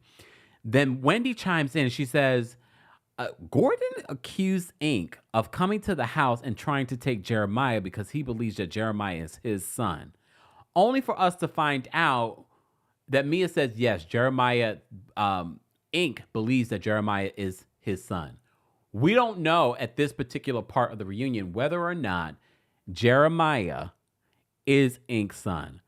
And for those that were watching on TikTok with me last night, I said I believe both the Jeremiah and the other, I can't remember her baby's name, but the other one, the other child is also Ink's. I wouldn't be surprised. But this is very messy. Look, these kids are going to see this one day. I know this is partly entertainment, but at the same time, it's cringy. This is cringy. What do you guys believe? Do you believe Jeremiah is Ink's son? Do you believe the other baby is her son, daughter too? What a way to find out. And why didn't you do a paternity test? But I believe Mia knows. I don't think Mia needs to do a paternity test. I think Mia knows. Apparently, based off the preview for next week, we're going to see something else that happened to Mia. A lot of us speculated last night on TikTok that maybe she has some sort of miscarriage, and that's what Gordon opens up about. But Mia saved this part one of the reunion because I really didn't care about everything else that they were talking about during. Anyone else? Did you really care about anything that they talked about during this first part of the reunion? I know what you're going to say. Nope, I only listen to your recaps. You know what? Meanwhile, I'm watching it 3 times to make sure I cover everything. And even then, I haven't covered everything. Not everything that's in my notes. And I've been talking for like an hour and a half. And I got a long line of members backstage. Members, y'all better respect the timer. I'm just going to drop you. Yep.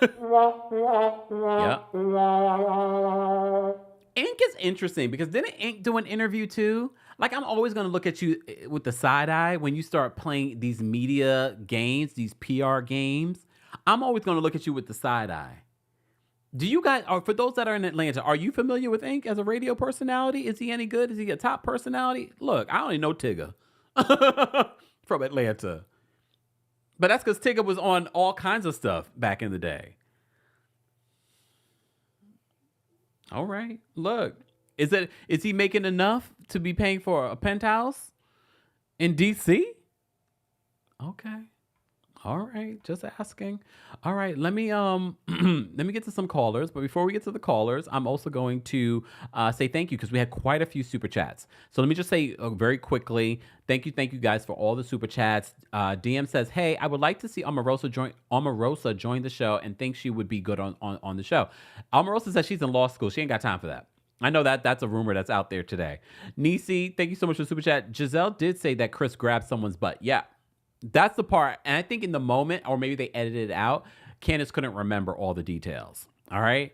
All right, guys, we have almost 4,000 people here for our Real Housewives of Potomac recap. Be sure to subscribe if you haven't already. And if you didn't know, you can take the audio version of our live recaps and special episodes on the Kempire podcast. Be sure to subscribe to that on Apple Podcasts or on Spotify. While you're there, don't forget to give us a 5-star rating. And don't forget to like this video. We already have almost 1,500 likes. Liking is very important because other content creators will start to show up on your algorithm. So be sure to like the video. It also supports me too. So thank you. Rita, thank you so much for the super chat. I love your recaps so much. I hope to catch you in London. Happy Easter. Yes, Rita, I hope to meet you in London as well. Stay tuned, guys. We're working on it. I just had a couple of conversations about that as well. Mr. Melon and Magic, thank you so much for the super chat. Done with the regurgitating Robyn and her roommate Juan Darby. Just a swallowing fool. Oh my gosh. The Loch Neck monster Jizzy is miserable and lonely. Call Sherman. Damn. Tyrese, thank you so much for the super chat. What was Robyn's motive for mentioning Peen screenshots if Candace was her friend? It felt so mean-spirited, especially given her Juan situation. Thank you, Tyrese, for reminding me about that, because I completely glossed over that particular point. So Robyn does mention during this part one, about a limp penis and screenshots. And I was like, what? You remember seeing the preview? And I was like, what is she referring to? I don't remember hearing about no damn screenshots. And then she was referring to that Tasha K interview that an alleged mistress did. And remember when we first saw it, I was like, I'm not reporting on this because, first of all, the woman seemed inebriated or not well, only for her to come out later and say that, oh, I made it up. She had no credibility. And Robyn, you look like a fool for even bringing it up because it had no credibility. And I thought you and Gizelle were intentional and mean-spirited by bringing it to your podcast to talk about it because it had no credibility. And I get it. There are other people that do what I do that did cover it. That's fine. That's part of their job. But this is someone that you know in real life. You may not be friends with her, but she's still your coworker. And there really was no credibility to these rumors, like the credibility of the rumors about Juan Dixon and the lady from Canada. But y'all could not wait. You could not wait to talk about it because you thought it actually had legs. Robyn says during the reunion, well, she retracted that statement too. So she retracted the statement that she lied. She has no credibility, Robyn. Lies, the lie. No credibility. And Candace, damn you with the Candace was just like, was it brown? Candace, shut up. Shut up. I don't want to talk about Chris's you-know-what anymore, please. Deborah, thank you so much for the super chat. Deborah says, you mean radio DJ, Kempire. Oh, God. CE, thank you so much for the super chat. CE says, and Gizzard said Chris grabbed Sesame. Yes. Thank you. Thank you guys for reminding us that, and I wish that came up during the reunion, that Chris grabbed Sesame Street's butt, Deborah.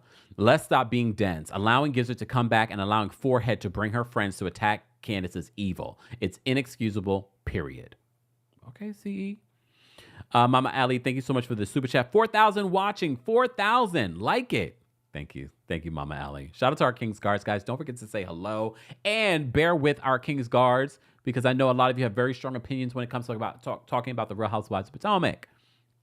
Danny, thank you so much for the super chat. Danny says, Gizelle and Candace are polar opposites. Gizelle is not in touch, uncomfortable with emotions, and Candace is hyper emotional. Okay. That's a very good analysis. Obi, thank you so much for the super chat. Obi says, y'all think Candace is so innocent. Candace is a mean girl also. Provides one example of when Candace was a mean girl outside of her reactions, like we love to point out. We'll wait. All right. Okay. Jackie, thank you so much for the super chat. Jackie says, Gizelle said Chris grabbed Deborah's butt. That's SA. And I wish that would have come up. And maybe it did, and it was edited out. I don't know. But I don't see them editing that particular point out, but you never know. Bianca says, Andy asking Wendy for legal advice instead of NECA.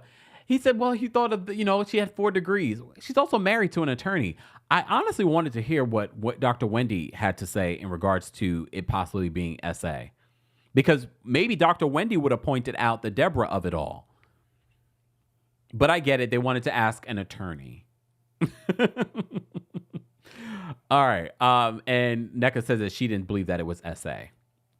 But one thing we know about attorneys, they're not all going to agree on the same point. I see Miss Esquire's backstage. We're going to bring her up. I want to hear her thoughts on that as well. Ray, thank you so much for the super chat. Ray says, Robyn is scared of Juan.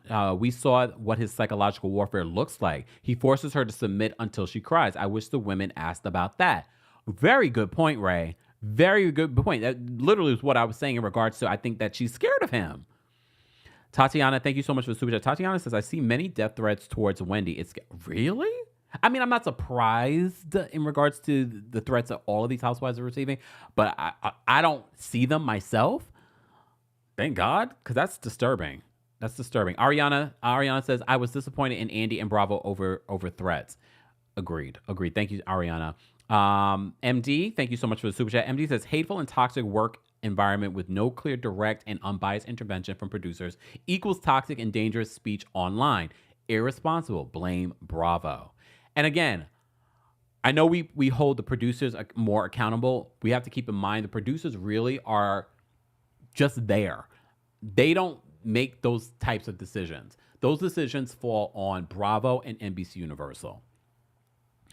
All right. Thank you so much for the super chat. Danielle, thank you so much for the super chat. Danielle says, does it bother anyone that Gizelle was allegedly told that Candace would be talked to? I'm concerned about how supported Gizelle seems to be. I told you, I said, hey, Karen. And look, I've said to you guys this before. A Karen doesn't have to be white. I know typically they are, but Karens for me, when we talk about Karens, it's an energy for me. That's the way I define Karen. I feel like anyone can be a Karen. All right. Chef Lorraine, thank you so much for the super chat. She says, Bravo is going to wait for Erica Mena of it all to blow up before they have the hard conversation about color. I just feel like it keeps getting worse and worse and worse. That's why we had xenophobia this season. SD Mac, thank you so much for the super chat. SD says, Attorney NECA didn't seem like she wanted to answer. All right, y'all. We're going to get to some callers just because I've been here a long time, and literally I will be live at 5:30 to recap Summer House Martha's Vineyard, and I still need to rewatch the episode. All right, so we're gonna get to some callers, but we're gonna give our in-house attorney a little bit of a moment to answer my question. Hold on a second, Miss Esquire. Hold on, let me bring you up, Miss Esquire. Hi, Kempire. How are you? I'm well. How are you? I'm doing really good. So I'm not going to speak on it because I'm not a criminal lawyer, and I don't know the laws in Potomac. Sidebar. In that area. Sidebar. Yes, Your Honor. NECA is not a criminal attorney. She's not. She's an in-house attorney who focuses on labor and employment, and I think she should stick to the rivers and the lakes that she used to. And she just moved to the DMV. Yeah, she should stick to the rivers and the lakes that she used to. And those are, HR complaints in-house at that technology company. But what I will say is this reunion started much like the season did, which it started out promising and then it quickly turned because of lies and distractions about issues that happen outside the show that we don't really know and we can't follow, and nonsensical explanations. And so in that way, this reunion is very much on brand with the whole season and it's given me no reason to want to continue watching this show.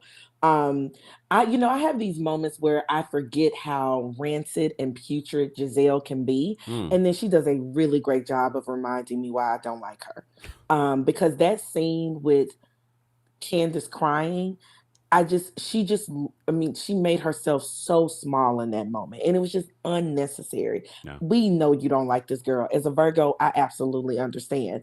But it was just so unnecessary. And it just made her seem small. And it made Candace actually seem large and big, or, more morally.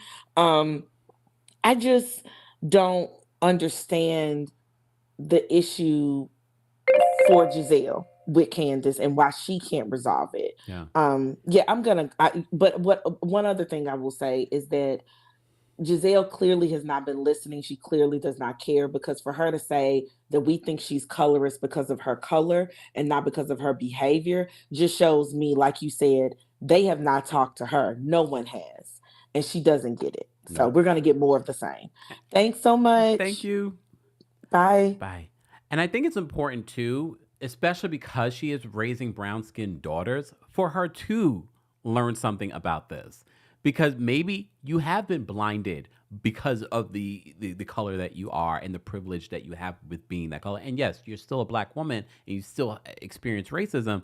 But I think it would behoove you to make a concerted effort to think, well, maybe I could learn something from this, especially when it comes to raising my daughters when they experience colorism in the world. And I hope that they don't, but here we are. All right. All right. Let me get to some more callers. Again, callers, please respect the timer so that we can get to everyone. Please also be very mindful of the words that you use when talking about certain subjects. Okay. All right. We're going to bring up Judgy Justice next. Judgy Justice, thoughts, opinions. Oh, okay. So I'm not an attorney, but one thing is that for HR, we always go over what is considered to be those types of acts. And that can even be like you mentioning about a body part or in a dirty joke to you forcing someone into something that they don't want to be a part of to abusing your position of power. So she did technically did commit, that accusation by speaking on it. So for us to keep trying to play these semantics about it is very dishonest to us as an audience, and it also just keeps playing with our heads.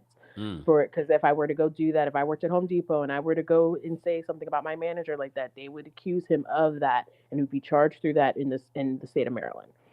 Another thing is I really am disappointed in Andy's hosting. I didn't think I could get even more disappointed because he did not clarify anything, even from like a executive standpoint or a hosting standpoint. What does Bravo stand for and will stand against? And I thought that was a time where you should have took a stance and say that he was not charged with anything like that.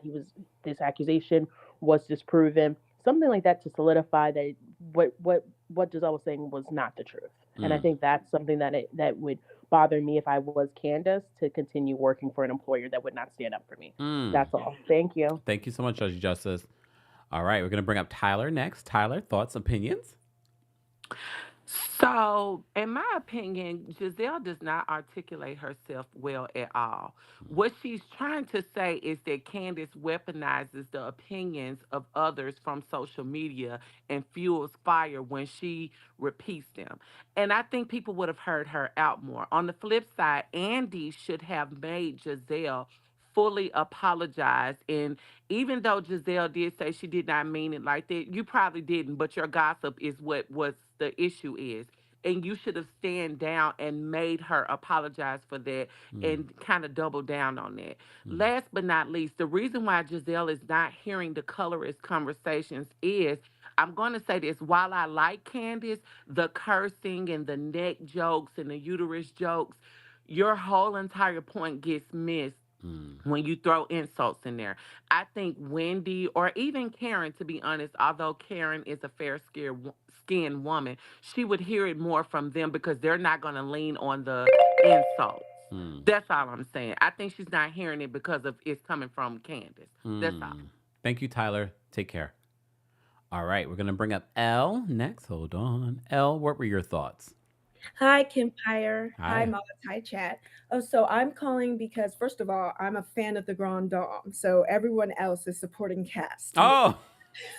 So anyway, I just wanted to give my thoughts on Robyn and that situation with Candace. I think Candace is kind of centering herself too much in the whole thing of Robyn saying you're trying to hide what's going on so that this issue with Chris becomes the main story. I actually think Robyn was not doing that. I think she's being honest because thanks to that comment, I do think she has a fear of Juan, because every time they show her, she's calling him. The ladies are talking about this. What am I to say? It's like she has to check in with him first before she comments on that whole situation. So I think Candace is centering herself too much in that moment when it's really just about Robyn and Juan's situation and how they're going to deal with it on television. And then also, I didn't really know what Candace's storyline was this year because it kind of was like rehashing all the stuff from last year, whereas Nneka came in and said, I'm trying to get pregnant, did the IVF in front of us and the insemination. And that was her story last year. Okay. All right, Elle. Thank you so much for calling in. All right, we're going to bring up Maya next. Maya, what were your thoughts? Hi, Kempire. Hey. Gonna try and speak fast. Okay. My main thing is that I believe after watching this first episode that Robyn and Gizelle play good cop and bad cop and they do it very well because their storyline is antagonizing. Neither one of them really share much. Gizelle, I couldn't tell you really anything besides she has 2 kids. She paid some guy named Jason to pretend to be her boyfriend. She's terrible at like anything involving colors and matching and clothes. I don't know anything about them, but I do think that while Robyn didn't intentionally like not bring up her storyline. I think she definitely took advantage of the fact that nobody was talking about it and decided to just ride that to the end. Because the thing that really points out the whole good cop bad cop is that somewhere during this season she said, "Oh, if I had known it would be like this, I wouldn't have defended Chris to begin with." The truth should always be defended. Doesn't matter how it falls out. And that was a true moment of nastiness that I think a lot of people glossed over, because that is really talks about your morals. Because even if I fell out with a friend, if I know that they didn't do something heinous, I'm going to stand 10 toes down on that, even if I never talk to you again. So that was my main point, that Karen, the Grand Dame, is right, that Robyn is a little bit more calculating when it comes to that. And Gizelle is very willing to play the bad cop so Robyn can be the good cop. Yeah, she's quote unquote unaware, but it's almost like a lie of omission. Like she purposely, it's like when you're kids and your sibling is getting in trouble for something and you know you did something, but you're not going to bring it up. And unless anybody brings it up, you're not, because you don't want to get in trouble too. So I hope I haven't run over time, but that's really what I wanted to It's all right, Maya. Thank you so much for calling in. Bye. All right, we're going to bring up Dibby in the city, and don't run over the time, people, so we can get to everyone, because I literally have to get off of here in like 5 minutes. All right, we're going to bring up Dimi. What's going on, Dimi? Hi, hi, Demi. Oh my goodness, I'm trying to make it fast for you. I'm saying my own name anyway. Hope you're well, Kempire. Couple things have already been said about Candace that I agree with. So I'm not going to talk about Candace right now, but I will discuss Mia and NECA. So Mia, I think, is definitely going to be in the forefront for next season. She's got quite a storyline. We're going to see clearly we're going to see Ike and Mia trying to figure it out. We're going to see Gordon and Mia trying to figure it out. We're going to see Ike, Gordon, and Mia trying to figure it out. And for the sake of illegitimate kid or not, we don't know how that all works out. And her best friend and her seem to have come to better terms. So we're going to really see a lot from Mia next season, should she return. NECA sitting on the stage really made no sense.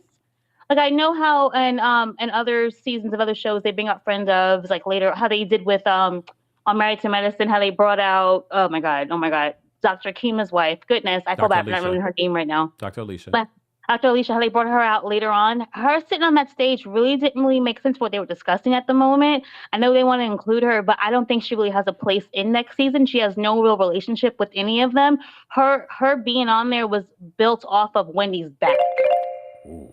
Damn. Have a great day. Thanks, Timmy. That was perfect way to end. Boom. Okay. Let's get to some more callers, guys. Live chat, I was going to drop the call link for you guys. However, due to time, because I will be live for our Married to Medicine. Damn. Sorry. Our summer house Martha's Vineyard recap at 5:30, so I gotta go. But next week, there's always next week, and there's always, the following week, because I believe it's a 3-part reunion. Let's bring up Barry next. Barry, thoughts, opinions? Hey, Kempire. I'm going to go real fast. I really wish we would stop infantilizing, again, the women on these Bravo housewives. Candace is not a little girl. She's a grown woman who makes choices. And regardless of what Robyn's decision was about her marriage, Candace getting on Twitter and making all those comments about Robyn and calling her every name but a child of God, you can't want to be friends with someone like that. And your mom was right. You are the company you keep. If Robyn and Candace were friends, and she feels that Robyn would do that stuff to her, why does she want to be friends? Why is she crying about her on TV and then wanting to reconcile and think that she's going to be able to fix that friendship? It doesn't make any sense. And people want to give Candace grace and have a different set of rules and standards for her. But we've watched plenty of times where Candace has not given grace to people, like Mia, when Mia was crying and talking about her mom. Candace dug into her and literally a few minutes later was throwing salad in her face. So why are people getting mad at Gizelle when Candace is pretending to cry, looking like she's looking for a Tubi Oscar? It makes no sense to me. I don't buy it. She's not really that hurt about it. But that's what I had to say. Thanks, Barry. Barry said a Tubi award. People like Tubi, though. All right, Born to Win's backstage. We'll bring Born to Win. Born to Win, thoughts? Just a moment here. Born to Win, are you there? Oh, yep. Hi, can you hear me? Yes, can you hear me? Yes. Okay. Okay, sorry. How are you? I'm well. How are you? I'm doing well, thank you. Okay, so first thing first, when it comes to, I agree with the last caller when it comes to how Candace is going about this whole thing with Robyn. I'm not a Candace fan, but I just felt so sad for her during this at least this first half, and just all of the clips too that was just dropping before it aired. I don't like how it kind of seemed like Robyn and Gizelle came in with it's like they came in with an agenda, and that was to break Candiace, emotionally, because they know that's how um, that's how it kind of comes off, like she's Dorothy's daughter, right? Hmm. It's like mothering Candiace.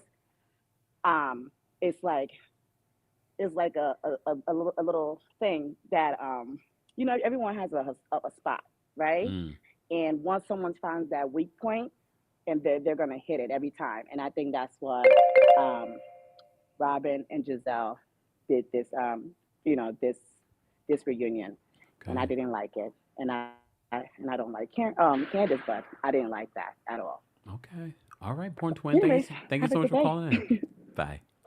All right, we're gonna bring up. Speaking of Candace, we're gonna bring up Candace backstage. Well, not that Candace. What's going on, Hey, Candace? Hey, Kempire. I hope all is well. Not Dylan Bassett Jenkins, but um, the cast played their part, but the producers also and editors need to take some accountability with the lackluster season.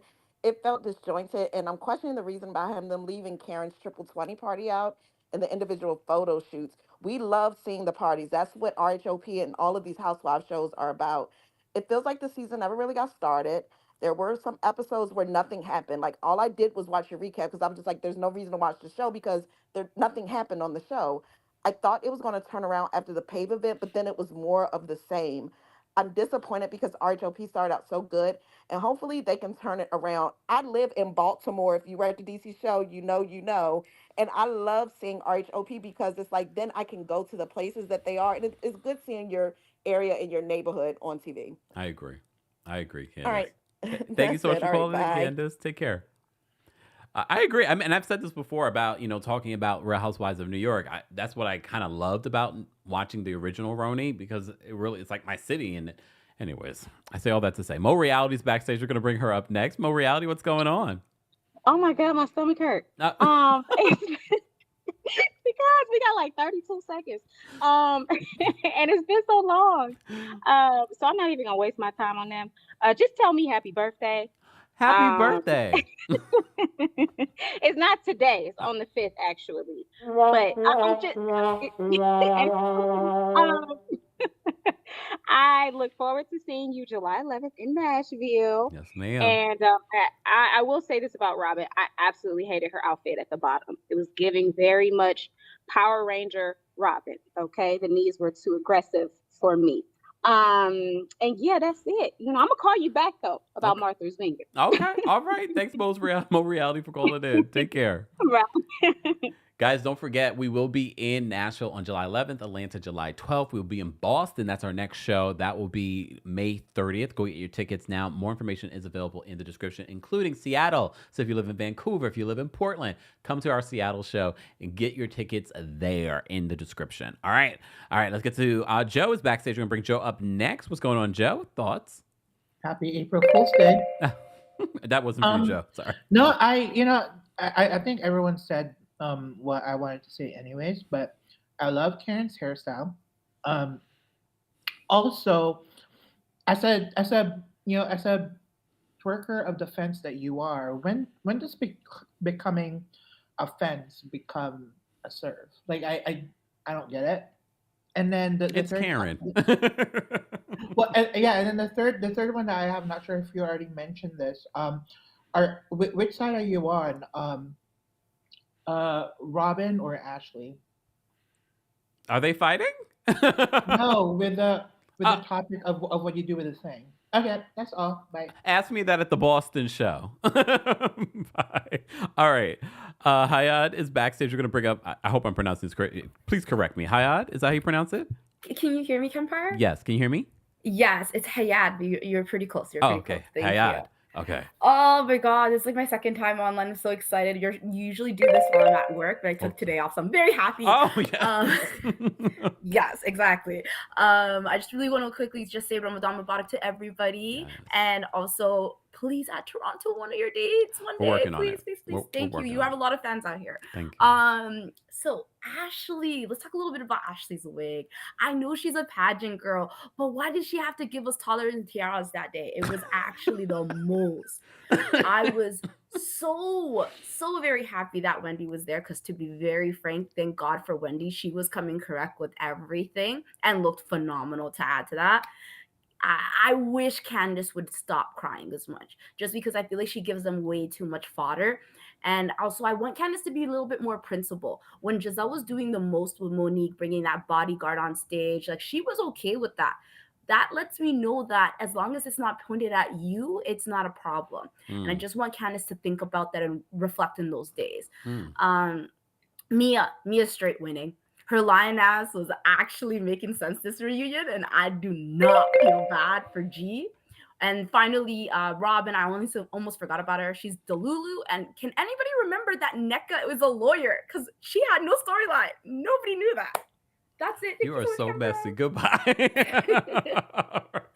All right. Last but definitely not least, we're going to bring up Miss Brown Sugar. Miss Brown Sugar, thoughts, opinions? Hey. Happy April. I'll try to be very quick. I'm glad you reminded us about what the producers said, where the producers liked this season, because I think when looking at how they shaped the season, of course, they thought that they had like a very specific like story that they were trying to show. And viewers kept saying, what about this clip that you didn't flashback? What about that? What about this thing? You're forgetting about that. And it just shows how out of touch they were. I'm a little bit disappointed. I thought that Eric Fuller had been fired, but it sounds like maybe he has moved on to better pastures. I'm not sure, but that would be disappointing. The last thing I want to say is the thing that I loved about this cast is that they are all very representative of the DMV area. And that's what I find frustrating about fans who don't like people for literally being the kind of person they are. Dr. Wendy is very relatable. There are lots of Black professionals just like her. And so every time people say it's fake that she wants to be like a professor, but then also wants to show this other side, there are many people who have worked their entire lives and never had a chance to do the fun stuff. She is very, very representative. Candace, being a child of privilege, is very representative. Gizelle and Robyn are very representative. Okay, that's all. I wish that we made space for Black people to be all kinds of Black people. Okay, thank you. Thank you, Miss Brown Sugar. Take care. All right, one last caller, guys, because we will be live again at 5:30 p.m. Eastern to recap Summer House Martha's Vineyard. If you missed our recap from last week, be sure to check that out beforehand. I'm going to rewatch this last episode because there's a lot to unpack. And don't forget, today's live show is sponsored by our friends over at Rose Forever. You can get a discount of $40 off with using the discount code Kempire40, and you can get free worldwide shipping with the discount code Kempire. More information, Mother's Day is right around the corner, or maybe you just want some fresh, beautiful roses around your home for spring. Check out the description for more details. We're going to bring up Laurel. Laurel will be our last caller for today's live recap. Laurel, thoughts?